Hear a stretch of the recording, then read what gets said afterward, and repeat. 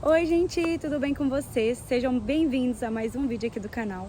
E aqui eu vou poder explicar tudo para vocês sobre como é morar com as famílias, o que está incluso, o que a família pode cobrar, o que não pode, isso por lei, e como que é não morar com a família também, que tem esses dois lados, e assim vocês tomarem a melhor decisão para vocês. Tá curioso? Vem comigo porque eu tive a experiência de morar com a família e também morar sem a família, então eu tenho muito conteúdo para passar para vocês. Vem comigo que eu te conto tudo!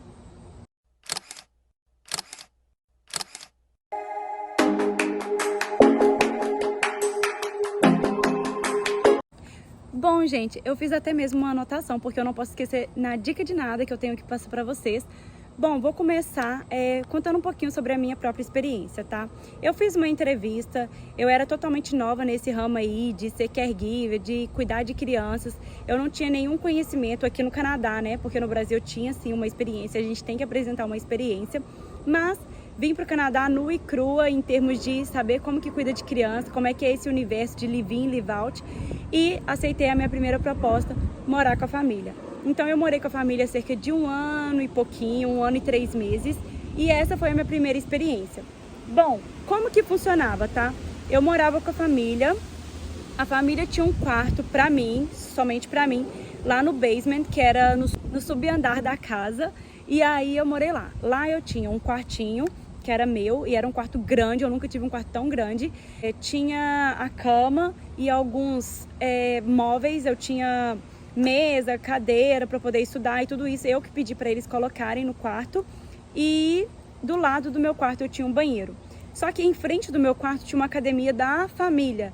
Então eles acessavam sim o basement não era completamente meu, então poderia às vezes, né, ter criança na frente do meu quarto. A família tinha um bom senso, ela evitava ao máximo, mas isso era o que tinha pra mim e era bom. Não era uma acomodação ruim, não, era uma acomodação muito confortável, inclusive.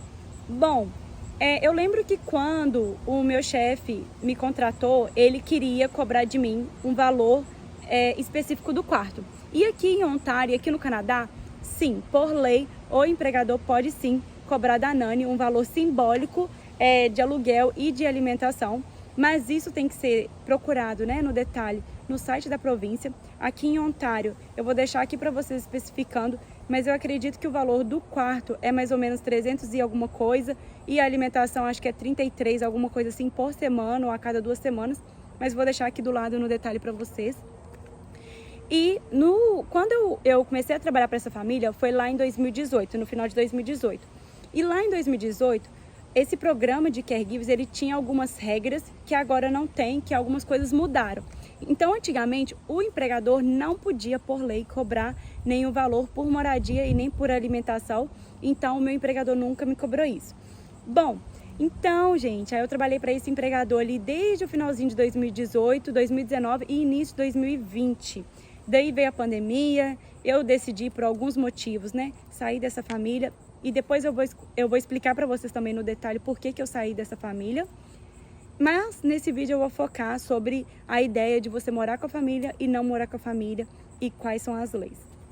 Então, quando deu ali o início da pandemia, que foi em 2020, eu saí dessa família e fui trabalhar para uma segunda família, que é a família que eu estou até hoje, que eu amo de paixão. E a gente optou por eu não morar com a família, até porque eles não tinham quarto mais, né, lá só para uma Nani, a Nani que morou lá antes, né, a Nani antes, ela tinha um quarto, mas eles fizeram uma academia nesse quarto, dentro da casa, então eles não tinham espaço para mim, e eu também já não queria mais ser live-in.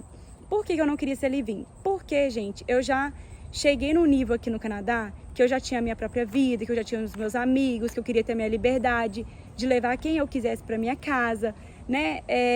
E com a família a gente tem que tomar esse cuidado, porque a casa da família não é a nossa casa, né? A gente tem a acomodação, a gente tem um livre acesso na casa, vamos dizer assim, mas não é a nossa casa. E é isso que eu vou falar dos pontos positivos também e dos pontos negativos de morar com a família ou morar por conta própria. Então, só para vocês saberem, essa foi a minha experiência. Então, eu tô desde 2020, né? Agora 2021, com essa segunda família. Eu moro na minha própria casa, eu estou no jardim da minha casa, né, que eu moro hoje, e tudo por minha conta, gente. A questão financeira é completamente diferente, mas cada um sabe o que quer para sua própria vida. Então é muito importante vocês analisarem todos os itens e decidir qual que é o seu perfil, o que você está buscando no momento. E não existe certo ou errado, tá, gente? Existe o que se adequa melhor à sua realidade hoje. Bom, vamos falar como que é ser live-in. Bom, ser live-in hoje pelo programa novo, que é esse que eu tanto falo, que é o Home Child Care, o Pilot, ou Home Support Worker, que é o Pilot também. Hoje, por lei, o empregador ele pode sim cobrar um valor para a Nani morar lá. Mas esse valor ele tem que ser um valor meio que simbólico, ele não pode ser um valor cheio, só para vocês terem uma noção. Aqui em Toronto, que é uma das cidades mais caras do Canadá, se você for alugar uma casa compartilhada, né? Se for alugar apenas um quarto, que você vai compartilhar ali sala, cozinha e banheiro, fica em torno de 750 dólares canadenses por mês, 850 dólares canadenses por mês. Isso para uma pessoa solteira, sem família, tá? Então, assim, se você for alugar por conta própria um apartamento de um quarto, vai ficar ali quase beirando os 2.000 dólares canadenses por mês e é muito dinheiro. Então, gente, o empregador ele só pode cobrar um valor, um teto máximo definido pela província pela qual você vai trabalhar. E eu sei que aqui em Ontário e Vancouver também tá girando ali em torno de 300 e alguma coisa dólares no mês que o empregador pode cobrar da Nani. Todo empregador vai cobrar? Não, não vai. A grande maioria nem sabe que tem esse direito de cobrar. Então, isso é uma coisa que pode ser combinado na entrevista ou que tem estar no seu contrato, né? Se o empregador for te cobrar esse valor, tem que estar em contrato. Então, vale a pena checar todas as regras da província no qual você vai morar. Bom, a alimentação também. Como é que funciona? A alimentação, gente, o empregador também pode cobrar um valor simbólico também determinado pelaquela província. Mas, gente, o que eu quero dizer? Falando da alimentação, a geladeira provavelmente vai estar disponível, né? A família vai falar ou que você pode pegar à vontade, pode comer à vontade. Mas essa é a minha opinião, tá, gente? Eu acho que tem que existir um bom senso de você saber, tá, até onde, o que eu posso comer, realmente eu posso comer à vontade, ou por mais que a família fale que você pode comer à vontade, pô, dá uma olhada, porque às vezes a família comprou pizza e aí sobrou um pouquinho de pizza e ela vai aproveitar aquele restinho de pizza para mandar para a escola no próximo dia. Então, ter um bom senso, assim, não é só porque a família falou que vocês podem comer à vontade, ter um bom senso, até onde que eu vou, até onde que eu vou pegar, ou até onde que eu vou deixar isso para criança de fato. Bom, uma coisa que eu mesma fazia, que eu achava até melhor, por mais que a família falava, Letícia, estou indo no supermercado, quer que compre alguma coisa, às vezes eu pedia, mas muitas vezes eu achava melhor, eu achava que era de bom senso, eu mesma ir lá e comprar, porque assim, gente, a gente não vamos dizer assim, a gente não é um au pair que está fazendo uma troca cultural, que a gente não tem um salário, que não consegue pagar muitas coisas, né, que o nosso salário ali vai ser enxuta. Claro, a gente dá valor para o nosso dinheiro, mas a gente não precisa ser tão dependente das famílias. O que eu quero dizer com isso? Por mais que a família disponibilize a comida e tal, eu acho válido vocês irem no supermercado uma vez por mês, 2 vezes por mês, para comprar as suas próprias bobeirinhas, as coisas que vocês gostam, que é mais particular de cada um de vocês, do que ficar ali 100% dependente das comidas. Até porque vai depender também da idade das crianças. Então, se você vai cuidar de crianças bem pequenininhas, a maioria das comidas disponíveis na casa vai ser comidinha assim pra criancinha e às vezes você não vai gostar. E eu acho chato ficar escrevendo uma lista toda hora pra família ir lá e compra as coisas pra você. Então, assim, você vai sentir também da família, assim. Por mais que eu ficava muito na dúvida, minha família falava assim, Letícia, me fala o que você quer que eu tô indo no supermercado. Mas, cara, às vezes eu queria comer uma porcariazinha, uma coisa muito específica minha. Ou então eu queria tomar o leite, sei lá, de tal marca e a família gostava de outra marca, porque as crianças gostavam de outra marca. Então, assim, eu não queria me mostrar assim tão dependente. Eu até hoje não me arrependo de ter feito isso. Eu acho que foi uma boa escolha para o meu perfil, tá? De eu mesma ir no supermercado, até porque é bom a gente sair do nosso conforto, ir lá, dar uma volta no supermercado, entender como é que funciona e tal. Então, eu fazia assim em relação à comida. Se eu que ia cozinhar para as crianças, né? Se eu cozinhasse alguma coisa para as crianças, eu fazia, às vezes eu fazia mais para sobrar, eu comia com elas. mas muitas coisas também eu queria comer, da nossa comidinha ali brasileira. A gente tem o costume de comer arroz com feijão, já as crianças aqui têm zero esse costume. Então, eu acho que se foge muito, assim, também do que a família tá ali disponibilizando, eu acho que vale a pena ir no próprio supermercado você mesmo e comprar, fazer a sua listinha. Eu tenho certeza que não vai ficar muito caro, né? Eu gastava ali em torno de $30 por semana, 50 às vezes a cada 2 semanas. Isso dependia também da quantidade de coisas que eu queria comprar. Bom, vamos falar agora da moradia em si. Como que eu me sentia? Eu sentia que ali era um quarto que eu tinha a minha privacidade, as crianças jamais entravam no meu quarto sem a minha autorização. E isso, né, que eu saiba, porque às vezes final de semana eu não ficava em casa, então eu não sei se as crianças entravam lá. E eu acho que não, pelo que eu via dos pais, eles respeitavam muito, assim, que ali era meu espaço e que o banheiro, eles tentavam deixar aquele banheiro ali mais reservado para mim, apesar que tinha uma academia bem em frente ao meu quarto. E obviamente, né, gente, no horário que eu tava dormindo, no horário que eu estava no meu quarto, no meu descanso, eles evitavam usar a academia, tentavam usar mais quando eu não estava em casa. Então, gente, eu tinha sim a minha privacidade, eu tinha o meu quartinho, mas vale a pena lembrar que ali não é a sua casa, né? Às vezes eu sentia que o meu quarto tava com ar-condicionado um pouco forte. Eu não ia ficar enchendo o saco da família toda hora pedindo para eles aumentarem, porque aqui no Canadá, muitas casas elas têm 3 andares, que é ali o basement, main floor e top floor. Então, o top floor ele é mais quente. Então, a regulagem da temperatura do ar-condicionado da casa, ela é única para a casa inteira. Então, acaba que o basement, que era onde que tinha meu quarto, era um cômodo um pouco mais frio. O main floor, né, que era ali o andar principal da casa, estava numa temperatura muito agradável. E no top floor, geralmente, é mais quente. Então, eles tentavam achar um meio termo ali e eu não ia ficar falando, ai, meu quarto tá frio o tempo todo. Claro que se tivesse muito, eu tinha liberdade de chegar e falar, mas muita coisa eu tentava assim me virar também por conta própria. Então é entender que você tem a moradia, né, que você ali é a sua casa temporária, mas não é só a sua casa, né?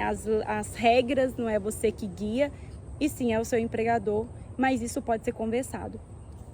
Então, uma outra coisa, né, que me incomodava muito quando eu morava com a família era a questão do barulho. Um caso de uma nani que ela me perguntou qual que era a minha opinião, porque a família estava fazendo muito barulho. E quando eu morava com a minha família também fazia muito barulho. Como eu morava no subsolo da casa, eu sentia que várias vezes, de manhã cedo, tipo antes de eu começar a trabalhar, tipo 6 horas da manhã, o povo deixava cair as coisas bem em cima do meu quarto, que em cima era a cozinha, e parecia que alguma coisa fazia assim, ó, bum, no chão, sabe? Então assim, se era por querer, se não era, eu não sei. Mas eu também acho que, apesar de que ali, eu tô morando ali, cara, eu vou chegar pro cara, eu não pagava um centavo, nem de moradia e nem de alimentação. Eu ia chegar pro cara e falar assim, ei, aqui, para de fazer barulho, tipo, sei lá, 6 horas da manhã. Tipo, a família tem que ter um bom senso também, mas a Nani também tem que entender que ali não é um lugar seu. E se você quer mais privacidade, se você quer mais silêncio, mais tudo, exigir mais coisas da moradia que você mora, eu acho que é melhor você alugar um lugar que aí você paga e aí você bota suas regras lá, você tiver que reclamar com o vizinho, você reclama. Mas quando você está na casa da família, eu acho que você tem que ir muito pela sintonia do que a família ali está seguindo. E, gente, não existe o certo ou errado, tá? Eu só tô falando, assim, o que eu acho, a minha sugestão, a minha opinião. Mas vocês também têm livre-arbítrio para tomar as rédeas das suas escolhas e como é que vai trabalhar isso melhor com o empregador. Então, gente, vamos falar agora também sobre a questão de transporte. Bom, se você mora com a família, uma coisa muito boa é que vocês não vão precisar pegar trânsito de manhã. É só subir uma escada ou então abrir a porta do seu quarto de andão, você está no seu ambiente de trabalho. Então, a família, né, provavelmente não vai pegar o seu transporte se você é live-in. Em alguns casos, eu sei de famílias que dá como bônus, né, dá como um extra, um cartão de passagem mesmo de transporte público para a Nani usar nos finais de semana. Mas a família não tem nenhuma obrigação com isso. E se você é live-out, diferente do Brasil, que o empregador tem que providenciar o transporte, aqui não. Pode ser um extra que o empregador vai dar, mas eu nunca recebi nenhum valor para me transportar até o trabalho, sendo live-out, mas pode ser negociado. Então, isso é uma coisa legal de se perguntar na hora da entrevista. Bom, qual que é a minha recomendação sobre todo esse universo? Eu acho que morar com a família é legal em termos de você conseguir economizar um valor financeiro, né? Ainda mais quando a gente chega do Brasil, a gente chega muito assim com pouco dinheiro, com dinheiro contado, até mesmo pela conversão. Hoje, se vocês olharem o dólar para o real, né? Tá mais ou menos $1 equivale a mais ou menos R$ 4 e alguma coisinha. Então, quando a gente vem, a questão financeira é uma coisa que pesa e muito. Então, minha recomendação é: tá vindo, não conhece a cidade, não tem muitos amigos, ainda vai conhecer muitas pessoas e tal. Eu recomendaria sim morar com a família, né? Mesmo que você tenha que pagar esse valor, que é um valor muito mais abaixo do que você encontraria fazendo por conta própria. Então, eu acho legal a ideia de você morar com a família, você, né, entender ali como é que é a cultura canadense, aproveitar, vir, não precisar pagar moradia. E com o tempo, gente, vocês vão começar a conhecer outras pessoas, querer a sua própria liberdade. Vocês vão almejar coisas diferentes. E isso é um processo natural da vida. Então, eu conheço nanis também, que depois de um ano que estava ali com a família, morando como live-in, viu que para ela já deu. Ela já tinha conquistado, né, a questão financeira que ela estava buscando, que ela estava almejando. Ela se sente confortável já para pagar as próprias contas. E conversou com a família, teve uma conversa saudável, tá? E explicou a situação: olha, eu acho que eu tô pronto para ser um live-out, vocês estão considerando isso, tudo bem por vocês, né? E aí talvez vocês verem também quanto tempo que vocês precisam morar com a família, quanto tempo que isso seria o ideal para vocês morarem com a família, e conversar isso com eles mais no futuro. Eu acho que não vale a pena já conversar de cara na entrevista: eu quero ser live-in, depois eu quero ser live-out, porque eu acho que quando a gente faz a entrevista, a gente tem que estar muito certo, não ficar muito em cima do muro: eu quero isso, eu quero aquilo, porque a gente fica muito confuso e a gente quer tanta coisa e a gente nem sabe o que a gente quer. Então, a minha recomendação é que vocês tenham um objetivo claro, o que vocês querem hoje, o que vocês querem estar hoje, e não ficar: mas isso no futuro. Não, gente, deixa o futuro pro futuro, e mais no futuro você negocia isso. Então, a minha recomendação é que vocês tenham um posicionamento. Se vocês querem ser live-in, seja live-in de todo o coração, né? Aproveita. E assim, por que algumas famílias preferem live-in? Bom, porque muita gente chega aqui no Canadá, não sabe muito bem andar de ônibus, talvez vai se atrasar para chegar no trabalho, vai ter problemas em casa, né? Porque querendo ou não, gente, quando você mora com a família, um cano estragou, a descarga entupiu, o pulso cortou, qualquer problema que tem na casa não é responsabilidade sua, você não tem responsabilidade com isso. Quem vai resolver vai ser o pai lá, a mãe, vai ser a própria família. Então, quando você tem a sua própria casa, sei lá, seu cachorro ficou doente, você vai precisar faltar do trabalho porque, sei lá, ou alguma coisa da casa estragou, você vai ter que esperar alguém vir e consertar. Então, assim, por isso que muitas famílias, na minha opinião, preferem que você seja live-in, porque você vai estar ali menos distrações, vai ter menos outras coisas para se preocupar. Então você vai estar ali meio que imersa naquele trabalho. E isso não quer dizer que você mora com a família, que você vai ser abusada, ou que você vai ter que trabalhar ali 24 horas. Não é assim que funciona. No seu contrato vai vir determinada a quantidade de horas que você vai trabalhar, qual que é o seu cronograma, e você vai trabalhar de acordo com aquele cronograma.